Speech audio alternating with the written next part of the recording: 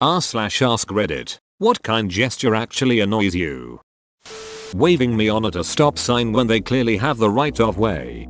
90% of the time you end up sitting there in confusion, wondering why they won't go longer than it would have taken them to just clear the goddamn intersection.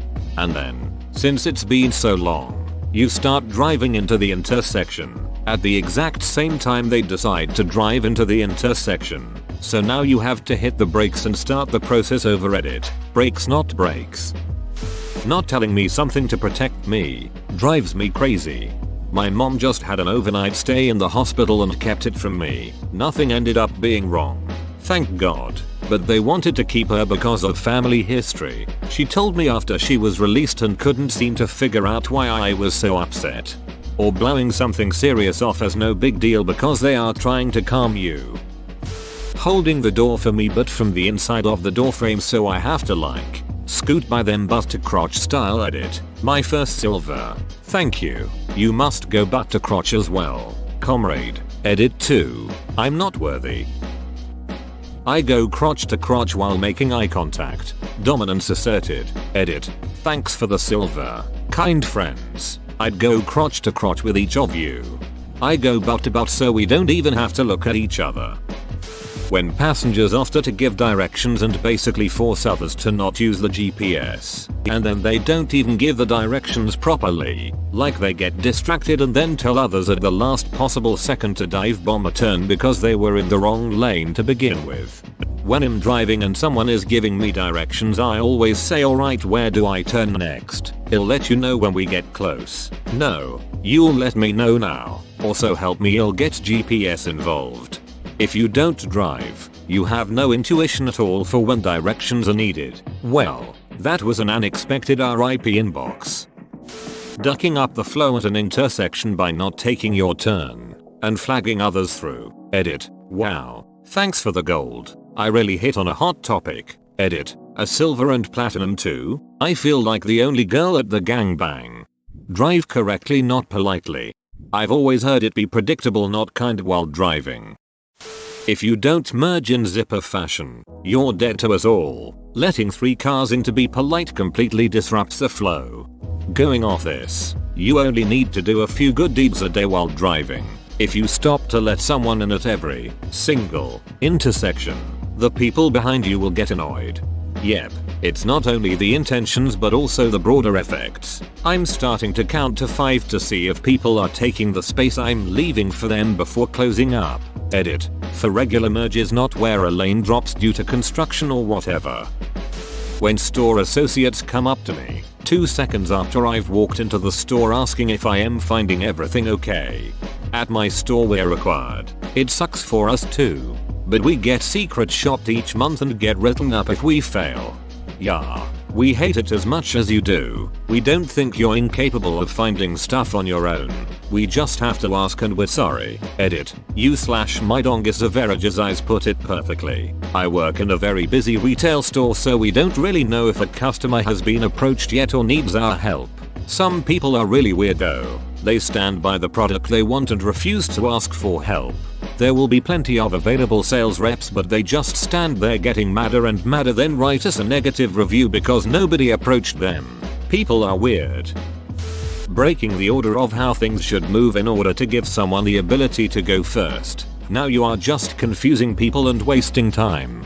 Be predictable. My college campus had one area that was super busy with both foot traffic and bicycles, and I saw several people get hit by bikes because they were trying to be polite, when really they just needed to be predictable.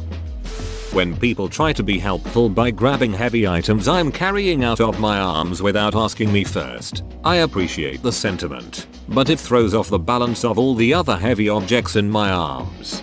This is how you get an entire tray of food or drinks spilled on you at a restaurant. It astounds me that I see people make the attempt. One time I was dropping food off to a pretty well-off family at a nice restaurant. The dad went to grab a drink off the tray and I grabbed his wrist with my other hand and looked in his eyes and said, "Don't ever do that." They didn't tip me great, but the justice boner was worth it.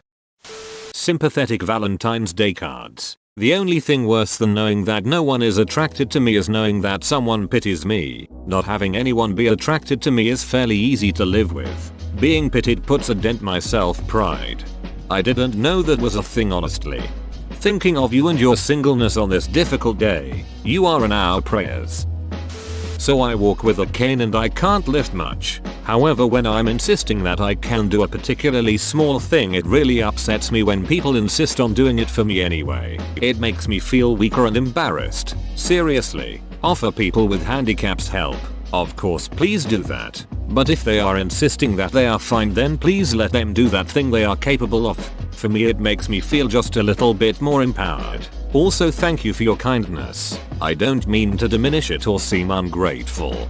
I work with people with various disabilities, and one of the things that was covered in training was that you can actually cause harm by doing seemingly nice things like grabbing hold of a door that someone is in the process of opening. That person has made decisions based on their knowledge of their body and balance when starting to open the door. By grabbing hold of the door, you can upset their balance and cause a fall. Never assume you're helping. Always ask first.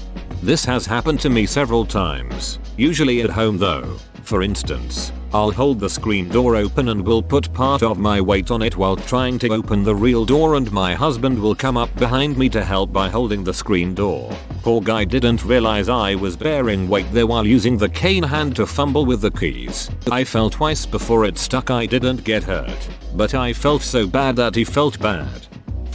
Being thanked for my service when people find out I'm in the military. I'm a subpar Marine and have done nothing noteworthy. Edit.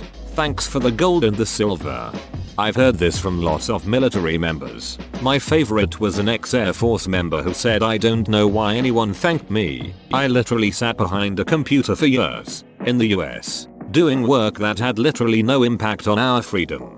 My uncle did shit all in South Korea except get drunk and tattooed, so when I see veterans I mostly just smile at them like I do anyone else." One time though, my little brother asked my uncle if he'd killed anyone while he was cleaning his gun, and my uncle said, "Don't you ever ask anyone that. You'll get beat. But because you didn't know, I'll tell you. I went to South Korea and got drunk and tattooed, and I didn't kill nobody there. Now shut up and let me clean my gun."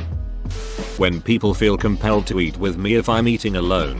Where did this notion come from that it's sad to eat alone? I like it. It's peaceful.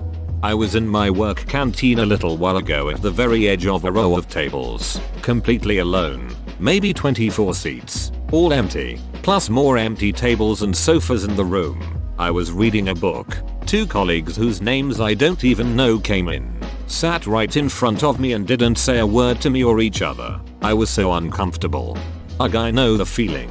I was eating at a Burger King once and the whole place was empty except for me. Some older lady came in, got her food, then sat right next to me in my booth instead of one of the 30 other seats available. She didn't say anything either, just ate. It was very awkward. Receiving birthday or Christmas gift from loose acquaintance, thus creating cycle of guilt or undesired effort. Maybe that loose acquaintance is just trying to make that jump from loose acquaintance to friend. A lot of them are low effort gifts they give out of feeling obligated. Some families give so many gifts they feel it's expected by nearly everyone. I for one feel awkward accepting gifts from anybody but my parents in Christmas. When someone is walking behind me and they push the button to make the automatic door open right as I'm trying to go through it. Thanks. Now I have to wait while this slow ass door opens when I could have just quickly opened it myself. I work in a large office with push button doors for disabled people. I have no problem manually opening doors. It seems kind of basic to me. 99% of the people on this campus will push the button to automatically open the doors, creating that exact annoying situation. My thought every time inside is, you can't open a door. I just saw you jog across the parking lot. There are a set of doors at my university that I will use the push button for simply because the door is so difficult to open because of the ancient door opening motor.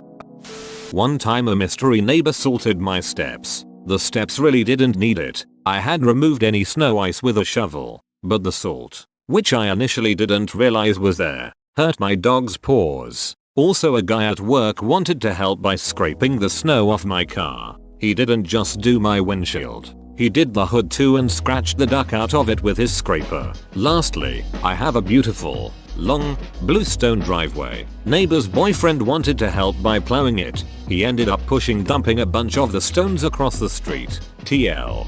Doctor, please leave me alone when it snows. I need to know. Are you hot? Visibly disabled? Where do these fairies come from that do magical things for you? Second edit woe double silver. Curtsies. Thank you kind strangers. I do believe in fairies. I do. To answer your question adequately, 37-year-old widow, and I suppose objectively attractive. I'm not my type. Your comment made me laugh yo.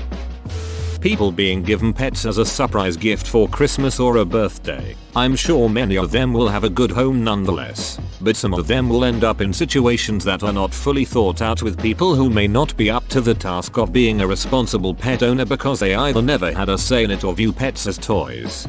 The way I see it, if it's already well established that the receiver can, will, and wants to take on the responsibility, aka they have been asking for it and proven themselves responsible, then yes, by all means a pet can be a great gift. But even then I would say take the person to choose their new friend and don't just hand them an animal you picked randomly. My parents did this when I was a kid and wanted a pet mouse. They gave me the cage food etc. as my birthday gift. Then took me to the pet store to pick out my Matthias. Worked out great except my parents hated having a mouse in the house and would stay locked in their room when I took him out of the cage lol. Did you name your mouse after the Red Wall character? When you're the quiet one in a group and somebody points out in front of everyone. Edit. Wow, didn't expect this to blow up. Thanks for the gold strangers. Why are you being so quiet? Come in. Pipe up. We don't bite. Me. I'm fine listening until I have something to add them. He speaks. Row. Duck off. Ass. People saying these are about your size aren't they? And giving me a big bag of clothes. Like yeah. Thanks mum but nothing is my style and now I'm stuck with a big bag of stuff you should have taken to the charity shop. Not to mention the guilt that some people can create with this. Oh I don't wear that blouse I gave you. I've actually had the situation of making myself wear one of my mum's tops to a family event because I thought she'd be happy and have her text me afterwards suggesting I dressed a little less frumpy. I absolutely hate being asked how was your weekend every single Monday in the office for the rest of eternity. My go-to response, good, proceeds to look back at my computer screen and furrow my brow to make it look like I'm in deep thought. People making the suicide gap during heavy traffic. I can't see past your ducking truck or van and I'm not about to stick my car into an active lane that isn't slowing down. Your lane may be stopped but the lane next to you is rolling on and people who give me that WTF look piss me off to no end. This bullshit is how accidents happen, just keep moving and I'll wait until I have a clear line of sight to go and not rely on you waving me through to my death. Edit. I understand some people are still confused so I'll describe it better. This gap only applies to non-highway roads and for Europeans the US has dedicated lanes that only allow for right turns at the intersection. However a lot of these right turn lanes start a block or two away and people will move into the lane as soon as it opens up, which means people will be speeding down the lane to get to the intersection to turn right. Of course this means that they won't be able to see past the vehicles and of course someone will use the opportunity to gun it into the plaza. Of course this gap is perfectly fine to leave open if all lanes are backed up and all lanes are stopped. Another big issue with these gaps is that a lot of the time people will move into the lanes so their vehicles are sideways onto the stopped lanes but are then waiting for the other lane to clear before going, which means they are now blocking two lanes of traffic and waiting for the third turning lane to be clear, which will cause even more headaches for everyone involved. Traffic can no longer flow even if the light is green because they've created a roadblock with their vehicles. Whoa, you made it to the end? You're a ducking beast. I'll cut you a deal. Smash like and subscribe for more curated content bruh. It's free and that's a great price.